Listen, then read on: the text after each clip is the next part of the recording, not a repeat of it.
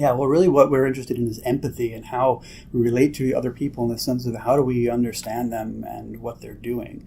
And one of the principles that comes out of that work, well, I guess I should stop to say that there are different forms of empathy, and empathy is a bit of a complicated concept. Okay. And it seems that there are different cognitive processes that are part of empathy that map onto different brain systems. Right. So, for example, there is a sort of emotional resonance we have with other people that seems to come from a mirroring mechanism. It's kind of a simulation that the brain does, that when I'm looking at another person, I simulate being them myself. Right. The so-called mirror neurons Right. showed this. I interviewed Gregory Hickok, who wrote an entire book against mirror neurons. But he wrote a whole book against mirror neurons. But they do exist, and I think he perhaps right that the importance of them has probably been exaggerated. Right. But there is evidence that we do this, that we have this motor simulation of another person, and that the extent to which we do this is related to the extent to which we empathize with them.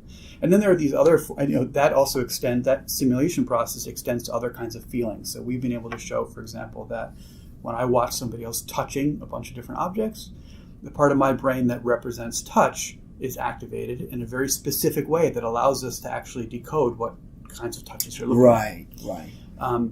And the same is true for pain. When you see somebody else in pain, the neural mechanisms for pain in your own body are activated. Okay. On the other, so those are all forms of sort of raw empathy. Yeah, maybe a raw empathy. We call it emotional empathy. Right. And then there's a sort of more cognitive empathy, which involves things like thinking about what someone else is thinking. Right. Like, he came in to interview for me this podcast. What is his intention? Why is he doing this? Or what is he thinking about what I'm saying right now? Right. That whole process is a different process and involves a different set of brain regions that are probably totally. I remember reading about, this is years back, a female scientist who learned that she suffered from Asperger's. So she didn't feel empathy, but I think she wrote a book on empathy, ironically, but describing in detail how she had to sort of teach herself purely rational empathy, and even also